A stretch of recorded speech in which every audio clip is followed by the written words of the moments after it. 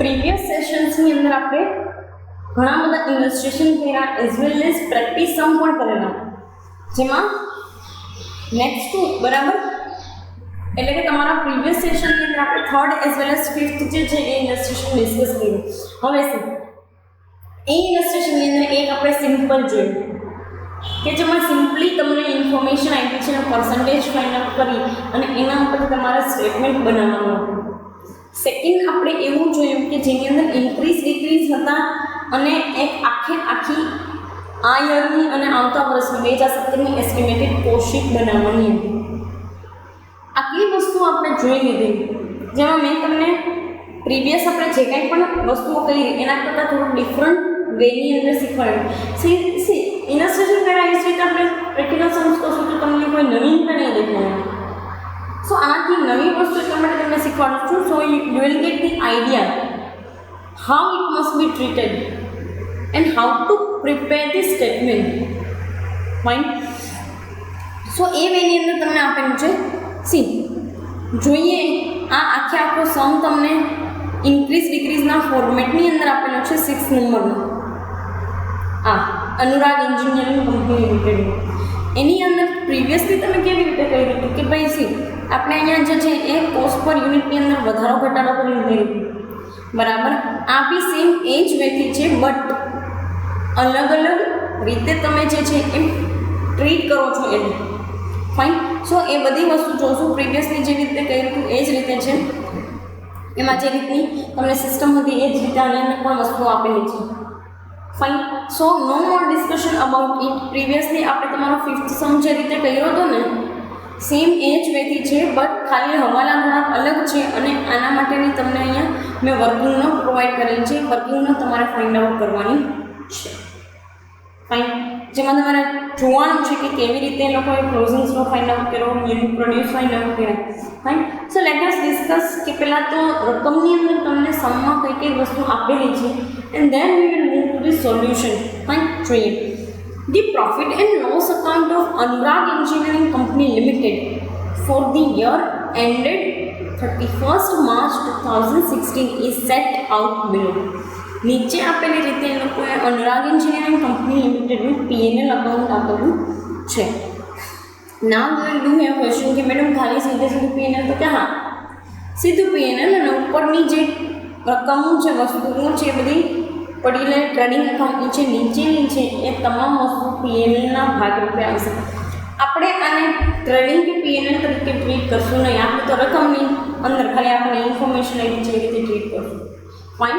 So it will B easier for you. C first તમને કીધેલું છે પહેલાં આપણે ઉપરનો ભાગ જોઈ લઈએ. એમાં તમને કઈ કઈ વસ્તુ આપી છે એ જોઈ લઈએ. ફાઇન. ટુ ઓપનિંગ સ્ટોક એમાં ફિનિશ સ્ટોક તમને 1200 યુનિટનો આપ્યો છે 1,44,000.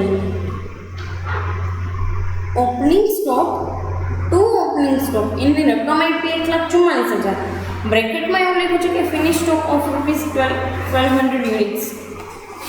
નીચે એવું લખ્યું છે raw material consume 9,60,000. Direct wages 4,80,000. Manufacturing expenses 3,20,000. Sales તમને આપ્યું છે 15,000 યુનિટ માટેનું 26,40,000 રૂપિયા 26,40,000. ક્લોઝિંગ સ્ટોકમાં ફિનિશ સ્ટોકના 2,200 યુનિટ્સ આપ્યા છે 2,64,000 યુનિટ. ના you must do have question કે મેડમ બધી વાત તમારી આની અંદર સાચી છે, તમે જે કહો છો એ બધું સાચું છે, પણ આમાં કે યુનિટ પ્રોડ્યુસનું કંઈ મેન્શન જ નથી કર્યું. તો એ તમારે ફાઇન્ડ આઉટ કરવાનું છે with the help of 50,000, 2,200 and 1,200 units. આ ત્રણે ઇન્ફોર્મેશન ઉપરથી આપણે ફાઇન્ડ આઉટ કરીશું કે યુનિટ પ્રોડ્યુસ્ડ કેવી રીતે બને બરાબર. કારણ કે આપણે પર યુનિટ અહીંયા ફાઇન્ડ આઉટ કરવું હોય so we will need unit produce. Fine. આપણે યુનિટ પ્રોડ્યુસની જરૂર પડશે બરાબર છે. જોઈ લઈએ કેવી રીતે છે બધી વસ્તુ. નેક્સ્ટ તમને કીધું છે પીએનએલના ભાગ તરીકે ઓફિસ રેન્ટ આપ્યા છે 40,000, સેલરી આપી છે 90,000, અધર એડમિન ચાર્જીસ આપ્યા છે 30,000, સેલિંગ એન્ડ ડિસ્ટ્રીબ્યુશન એક્સપેન્સ આપ્યા છે 1,80,000. અહીંયા આવ્યું ગ્રોસ પ્રોફિટ ના આવ્યું નેટ પ્રોફિટ જેનું અત્યારે આપણે કાંઈ કામકાજ છે નહીં. બરાબર. એડિશનલ ઇન્ફોર્મેશન જોઈ લઈએ શું કહેવા માંગે છે. ચલો લેટ અસ ડિસ્કસ. તો કે the company will produce and cell 24,000 units during 2016-17. 16-17 માટે આ 15-16 હશે. સી 2016ની અંદર તમે 31 માર્ચ વાળું જે સ્ટડી કરો છો 1500નું એસ્ટિમેશન છે, તો આગલા વર્ષનું કયું બનશે? તો કે 16-17. સિમ્પલી ખબર પડે ને આટલી તો કે done. Fine. The estimates for changes in various items are as follows. આ 2016-17ની અંદર તો 24,000 યુનિટ પ્રોડ્યુસ કરશે. એના ચેન્જ તમને આપેલા છે. જોઈ લઈએ શું કહેવા માંગે છે, એ લોકોને કેવી રીતે આપણી પાસે કરાવડાવવા માંગે છે. Price of material will go up by 20%.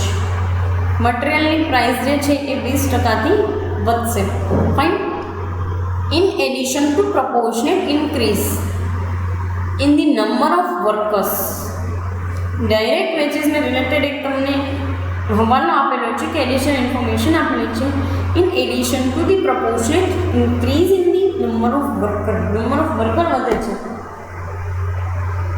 અત્યાર સુધી આપણે કેવું હતું તો કે પ્રિવિયસલી બી એ વસ્તુ જોયેલી હતી કે જ્યાં નંબર ઓફ વર્કર્સ વધતા હતા અહીંયા, પણ એ ટેમ્પરરી હતા. અહીંયા તમને આપેલું છે એ ટેમ્પરરી નથી જે કાંઈ પણ. તો શું કહે છે?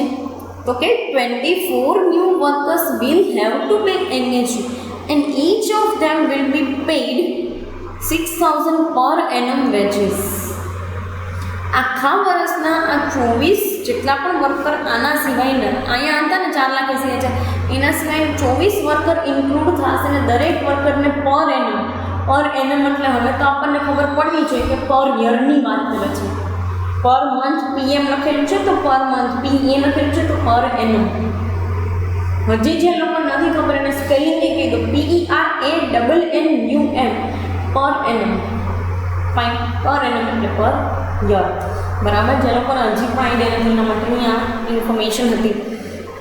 24 નવા વર્કર છે ને એ દરેક એ એંગેજ થાય છે ને દરેકને આપણે 6,000 રૂપિયા આખા વર્ષના પે કરીએ છીએ. Fine. So this is the all about particular your additional information according to direct veggies. Next તમે કહે છે manufacturing expenses will rise in proportion to the combined cost of material and veggies. એટલે material ને વેજનો total કરો ને એના અમુક percentage manufacturing expense આવશે.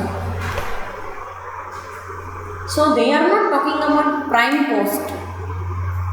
I am telling you one thing, they are not talking about prime cost.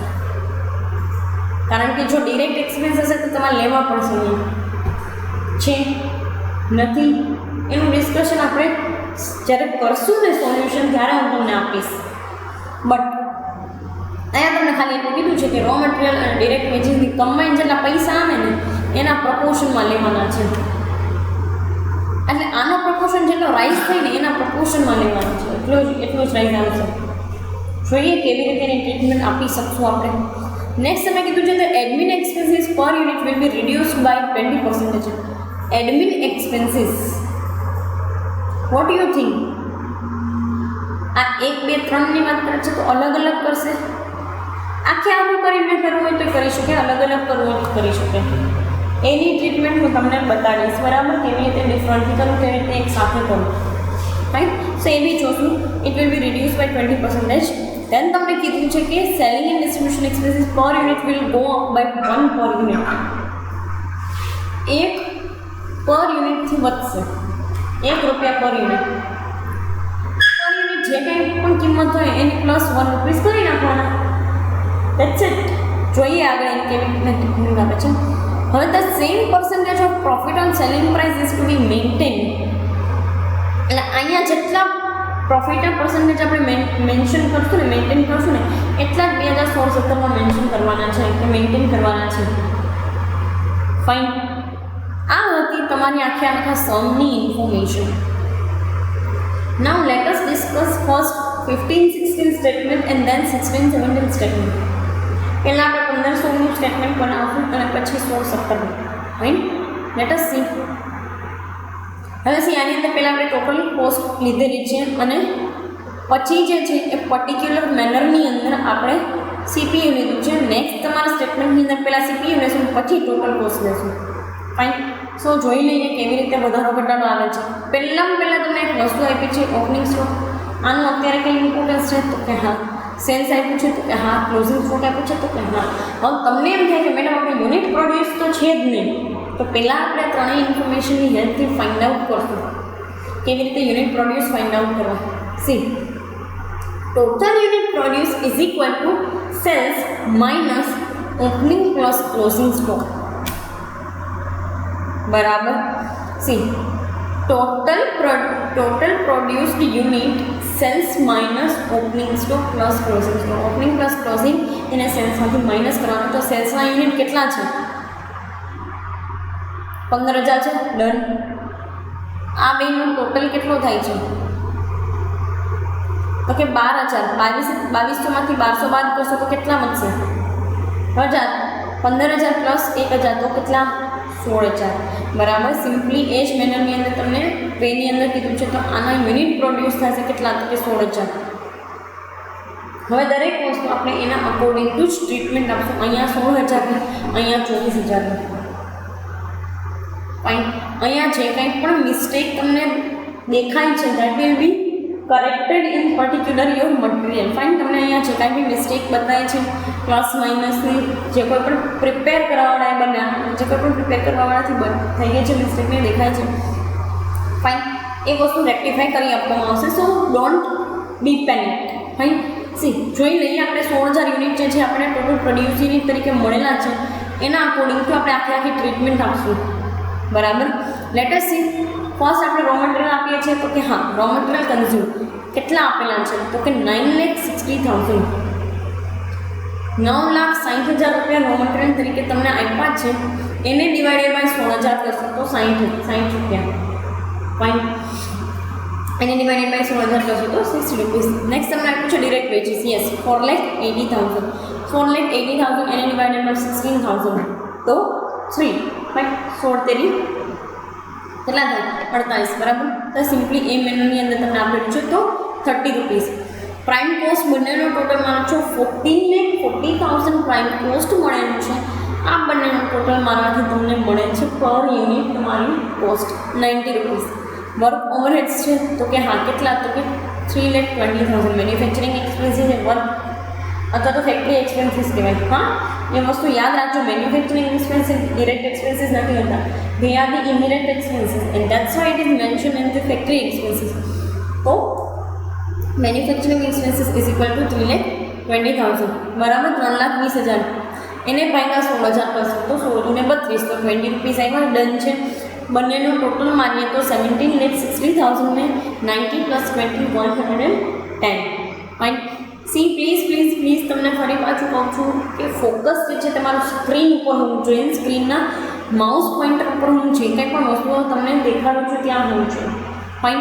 તો આને add કરતાં ફેક્ટરી કોસ્ટ તમારી બને છે 17,60,000 અને ટોટલ 110. ફાઇન. ઓફિસ એક્સપેન્સીસ આપ્યા છે તો કે જોઈ લઈએ. હા તો ઓફિસ રેન્ટ આપ્યું છે 40,000. સેલરી આપી છે 90,000 ને અધર એડમિન એક્સપેન્સીસ આપ્યા છે 30,000 30,000. તો જોઈ લઈએ 40,000 90,000 અને 30,000 બધાય ભાગના 16 કરશો તો ટોટલ મળે છે 2.5 5.6 અને 1.9 જેનો ટોટલ થાય છે આખા એડમિન એક્સપેન્સીસનો 10 પર યુનિટ. શું કામ? કારણ કે બધાનો 40 પ્લસ 90 પ્લસ 30 9 ને 3 12 ને 4 16 તો 1,60,000 એક્સપેન્સીસ થયું. એને ભાગના તમે ઓમી 16,000 કરો તો 10 આવશે બરાબર. તમારા લોજિક અકોર્ડિંગ ટુ કહું છું કે 1,60,000 ડિવાઇડેડ બાય 16,000 તમે કરશો તો it will be automatically 10 rupees. But અહીંયા તમારે પર યુનિટમાં અહીંયા ઇન્ક્રીઝ કરવું હોય છે. So for that you have to find it out particular this things.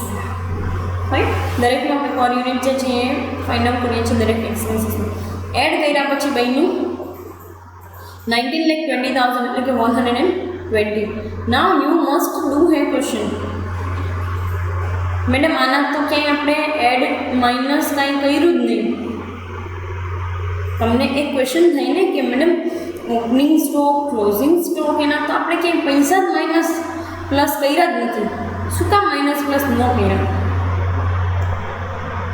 Y? તો એક વસ્તુ સમજો, આ યુનિટની ઇફેક્ટ તમે છે ને, આ યુનિટની ઇફેક્ટ એ તમે અહીંયા યુનિટ પ્રોડ્યુસની અંદર પહેલેથી જ આપી દીધી છે. આ ટોટલ યુનિટ પ્રોડ્યુસની અંદર.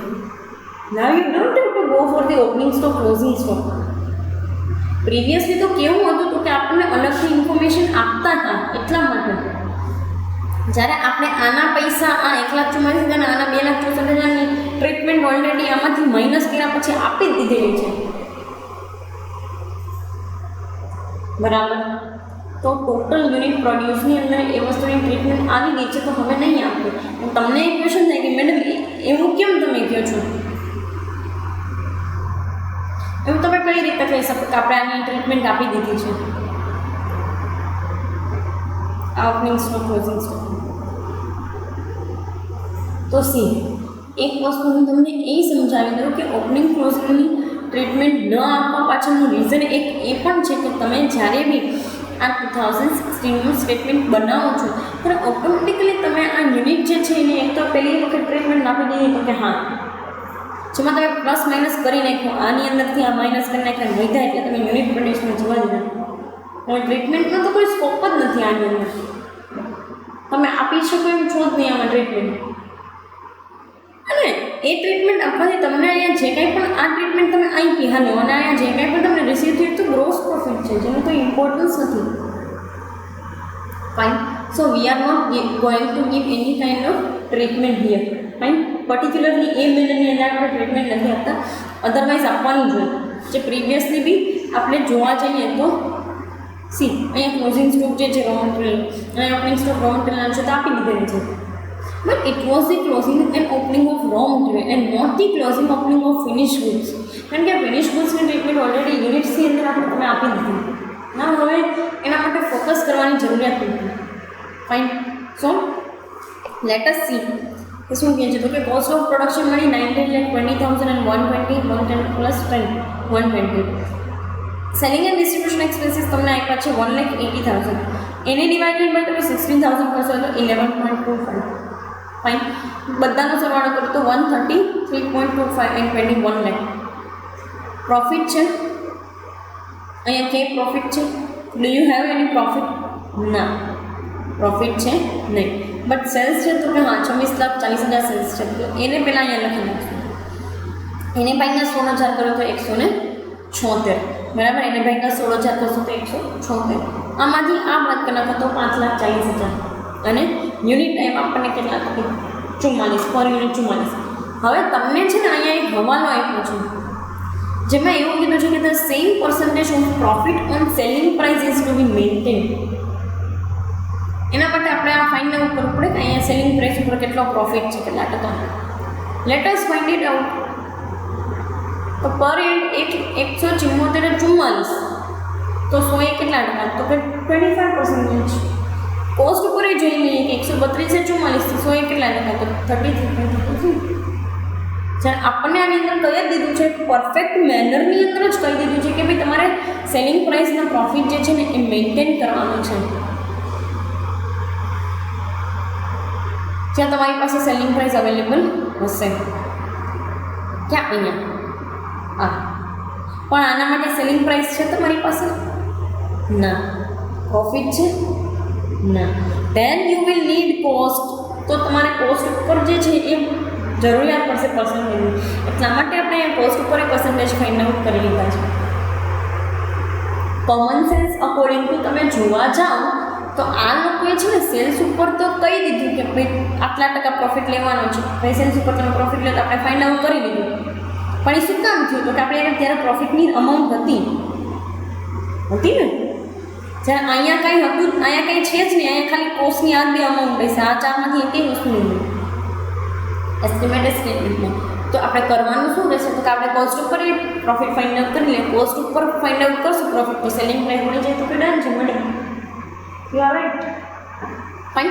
તો કોસ્ટ ઉપર આપણને પ્રોફિટ ફાઇન્ડ આઉટ 33.33 જે છે એ ફાઇન્ડ આઉટ થાય છે. લેટ અસ સી અહીંયા આપણે 2016-17 જે છે એના માટેની સ્ટાર્ટ કરીએ કેવી રીતે પ્રિપેર કરવાનું છે એસ્ટિમેટેડ કોસ્ટ શીટ. પ્રીવિયસલી આપણે છે ને આ તમામ વસ્તુ આપણી પાસે અવેલેબલ હતી. આની અંદર તો આપણે આ વસ્તુ ફાઇન્ડ આઉટ કરીએ કે 25%, કારણ કે અહીંયા પછી આપણી પાસે ચારેય વસ્તુ નહીં હોય તો કોસ્ટ ઉપર ફાઇન્ડ આઉટ કરવું પડશે, right. So let us discuss કે કેવી રીતે આપણને વધારો ઘટાડો ઇન્ક્રીઝ ડિક્રીઝ જે છે એ આપેલા છે, જેના અકોર્ડિંગ ટુ આપણે પર્ટિક્યુલરની ટ્રીટમેન્ટ આપવાની છે. જોઈએ, ફર્સ્ટ તમને કીધું છે price of material will go up by 20%. મટીરિયલની પ્રાઇસ છે તો કે હા 60 છે, બરાબર. હવે નેક્સ્ટ તમને એવું કહે છે કે ભાઈ 60 ઉપર તમારે 20%નો વધારો છે, બરાબર. તો એના ઉપર તમે 20%નો વધારો આપો છો તો 12 રૂપીસ તમને જનરેટ થાય છે. 6 દૂને 12, તો 12% પર યુનિટ વધે છે. તો અહીંયા આપણે છે દર વખતે જેમ કરીએ છીએ એસ્ટિમેટેડની અંદર સીપીયુ જે છે એ પહેલાં લખશું, પછી ટોટલ કોસ્ટ લખશું, કારણ કે અહીંયા ટોટલ કોસ્ટ અવેલેબલ છે નહીં. તો 72 એને ગુણ્યા કેટલા પ્રોડ્યુસ યુનિટ છે તો કે 24,000. તો 72 into 24,017 like 28,000. Fine. 72 into 24,017 like 28,000. ઠીક છે, આ વસ્તુ ખ્યાલ આવી જાય તો કે ડન છે મેડમ, તમને ખબર પડી જશે. ફાઇન. ના ખ્યાલ પડે તો તમારી પાસે તો આ રકમ અવેલેબલ છે. You can go for your self assessment, self solution તરીકે તમે જઈ શકો છો ને એ વસ્તુ પર કામ પણ કરી શકો છો. So go for it if it is needed. Then જરૂરિયાત છે તો તમે એ વસ્તુ માટે જાઓ અને એ વસ્તુ ઉપર કામકાજ કરો. ફાઇન. સો એમએનએમની અંદર તમને કીધેલું છે કે ભાઈ મટીરિયલની પ્રાઇસ 20% અપ જાય છે તો પ્લસ 12 રૂપીસ, 20% ઇન્ક્રીઝ 72 ઇન્ટુ 24,000 તો 17 like 28,000. નેક્સ્ટ ડિરેક્ટ વેજીસ માટે તમે શું કીધું છે તો કે in addition to proportionate increase in the number of workers 24 new workers will have to engage and each of them will be paid ₹6,000 per annum wages. તો કરવાનું ખાલી આપણે એટલું છે કે આટલા વેજીસ છે ને, બરાબર, એની અંદર તમારે કરવાનું શું કે સિમ્પલી આ જે કાંઈ પણ તમને અમાઉન્ટ જનરેટ થશે એને ડિવાઇડેડ બાય તમારે 6,000 કરી નાખવાનું. 24 ગુણ્યા 6,000 કરી નાખવાના અને પછી તમને જે કંઈ પણ વસ્તુ જનરેટ થાય એ સિમ્પલી પર યુનિટ મળે તો કે હા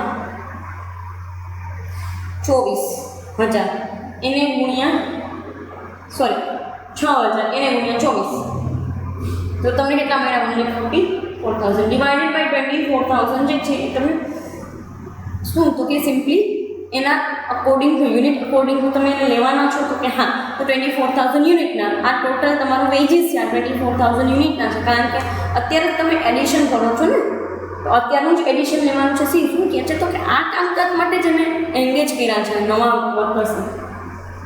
તો 24 ગુણ્યા 6,000 1,44,000 એને ભાઈના યુનિટ પ્રોડ્યુસ એટલે 24,000 તો તમને પર યુનિટ મળી જાય. તો કે હા મેડમ વાત તો સાચી છે, 1,44,000 ભાઈના 24,000 યુનિટના કરો તો પર યુનિટ 6 મળે છે. જ્યારે અહીંયા પર યુનિટ કેટલા હતા તો કે 30, તો 30 પ્લસ 6 36 એને ગુણ્યા યુનિટ પ્રોડ્યુસ 24,000, બરાબર.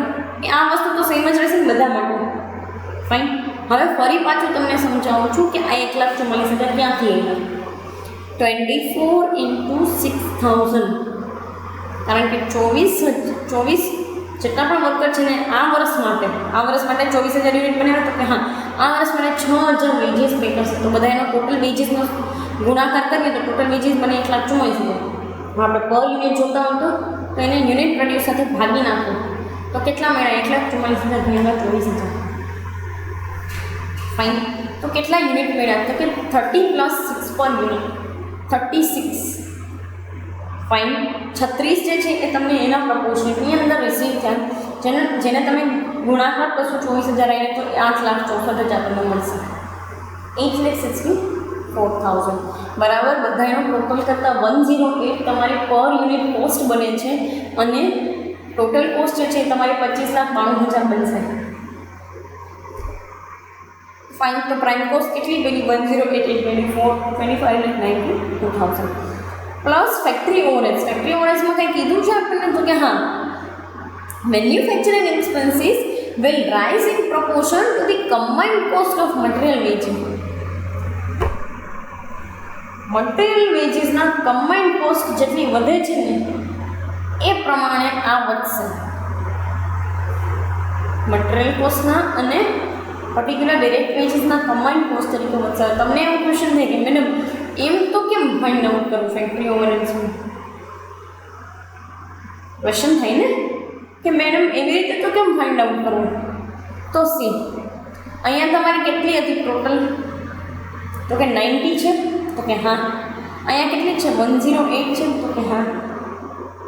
આ બેના પ્રપોર્શનેટમાં જ વધારે થયું હશે. તો કે હા. આ 90 આ 108 ત્રિરાશિ મૂકી દેવાની. 90 એ 108નો વધારો તો 100 એ કેટલા? ત્રિરાશિ તમારે આવી રીતે મૂકી દેવાની કે 90 એ 108નો વધારો તો 100 એ કેટલાનો વધારો? then you will get percentage. તો કે હા તમને પર્સન્ટેજ આવે જેનો વધારો કરતાં 4 પર યુનિટ ઇન્ક્રીઝ તરીકે આવશે. બરાબર છે. આ બંનેનો કોરસ્પોન્ડન્સ જે બેની અંદર તમે જાઓ છો એમાં વધારો કરતાં તમને 4 પર યુનિટનું ઇન્ક્રીઝ આવશે. Fine. you will get that working no in particular your material. Fine. તો સિમ્પલી 20 + 4 પર યુનિટ તો કેટલા આવ્યા? 24. જેને બી અહીંયા તમે 24,000 કરશો તો 5,76,000 તમને આવશે. બરાબર. 24 × 24 576. તો 5,76,000 બધાનો ટોટલ મારશો તો 132. બરાબર. બધાનો ટોટલ મારો છો તો 132 સિમ્પલી. તો સી શું કહે છે? તો કે 31,68,000 તમને આ ટોટલની અંદર આપવામાં આવેલા છે. Fine. So no any kind of we can say that we do not have any kind of confusion. Simply આ બંનેનો સરવાળો કરી તમને આ ફેક્ટરી કોસ્ટ મળી જાય છે. અને અહીંયા 4 પર યુનિટનો ઇન્ક્રીઝ બી આવી જાય છે. જોઈ લઈએ. સી નેક્સ્ટ તમને ઓફિસ એન્ડ એડમિન એક્સપેન્સીસ કીધા છે જેની 10 રૂપિયા પર યુનિટ જે હતી એ કોસ્ટ હતી. બરાબર. અહીં 10 રૂપિયા. હવે શું કહે છે? તો કે selling and distribution admin expenses per unit will be reduce by 20%. 20%થી વધે છે તો 10 - 20 એટલે 10 - 2 રૂપિયા તો કેટલા? 8. બરાબર. 1,92,008 × 24,000 1,92,000 સિમ્પલેસ્ટ મેનરની અંદર આવી તો ડન છે. બધાનો સરવાળો કરો છો તો 140 થાય છે કોસ્ટ ઓફ પ્રોડક્શન. તમારી કોસ્ટ ઓફ પ્રોડક્શન 140 રૂપીસ થાય છે. એને ઇન્ટુ તમે 24,000 કરશો તો 33,60,000. એઝ એટલે આ બંનેનો ટોટલ કરો છો તો બી 33,60,000. Fine. No any confusion. Fine. S&D એક્સપેન્સીસમાં કાંઈ આવ્યું છે? તો કે હા selling and distribution expenses per unit will go up by 1 per unit. તો પર યુનિટ તો આપણે આગળ છે જ કેટલા હતા પ્રીવિયસલી? તો કે 11.25. બરાબર. એની અંદર તમે વધારો કરો છો 1 રૂપિયાનો. તમને એમ થાય મેડમ કેમ 11.25નો આપણે વધારો કર્યો 1 રૂપિયાનો તો 12.25 થાય? તો કે હોલસેલ તમે એને આખું કરી લો. એનાથી તમને પોઈન્ટ કાઢી નાખો તો ઇઝીનેસ આવી જશે. ઇઝી પડશે. તો 12 પર યુનિટ + 1 પર યુનિટ 13 પર યુનિટ તો કે હા એને ગુણ્યા 24,000 તો કે હા 3,12,000. અહીંયા આવીને પછી તમારે પોઈન્ટને આખા કરવા એના કરતાં બેટર છે અહીંયા પોઈન્ટને આખા કરી 11.25ના બદલે તમે અહીંયા જ પોઈન્ટને આખા કરીને 12 + 1 તો 13 એને ગુણ્યા 24,000 તો 3,12,000. બધી વસ્તુ તમને મળી ગઈ. 153 તમારી પાસે કોસ્ટ છે. 36,72,000 જે છે એ તમારી પાસે ટોટલ કોસ્ટ છે તો કે ડન છે. પણ હવે તમારી પાસે નથી તો પ્રોફિટની અમાઉન્ટ પર યુનિટ કે નથી તો સેલ્સની અમાઉન્ટ પર યુનિટ. નથી પ્રોફિટની ટોટલ કોસ્ટ કે નથી સેલ્સની total cost. Then how will you manage? તો સી અહીંયા આપણે જોઈ લીધું કોસ્ટ ઉપર પર્સન્ટેજ કાઢવાથી કેટલા પર્સન્ટેજ આવે છે? તો કે હા કોસ્ટ ઉપર પર્સન્ટેજ તમને કોસ્ટ આપેલી છે 36,72,000. જેના ઉપર તમે 33.33% આપશો તો પ્રોફિટ બનશે 12,24,000. અને આના ઉપર 33.33 આપવાથી તમને સર્ટેન પોઈન્ટની અંદર અમાઉન્ટ આવશે 50.7 આવશે જેમાં તમારે 51 કરી નાખવાનું છે. ફાઇન. બંનેનો ટોટલ મારો છો તો સેલ્સ મળી જશે તો કે હા. બંનેનો ટોટલ મારો છો તો ટોટલ સેલ્સ પણ મળી જશે તો કે હા. ડન છે અહીંયા સુધી. ફાઇન. જે કોઈ પણ પ્રિન્ટિંગ મિસ્ટેક્સ છે that we will consider in it. Fine. એના અકોર્ડિંગ આપણે કામકાજ કરશું. બરાબર છે. This will be your working notes અને એના ઉપર તમારે કામ કરવાનું છે. બરાબર, વર્કિંગ નોટ ઉપર તમે કામકાજ કરશો. ફાઇન છે. This is all thing. અને આના કરી અને તમે આ રીતની એસ્ટિમેટેડ અને આ રીતની જે કાંઈ પણ ઇન્ડિવિજ્યુઅલ યર જે છે એની તમે બેલેન્સ શીટ બનાવી શકો છો. કમિંગ સેશનની અંદર આપણે જે છે તમારો જોઈન્ટ એક્સપેન્સવાળો સમ છે એ ડિસ્કસ કરશું. અત્યારે અહીંયા સુધી રાખીએ. Thank you so much.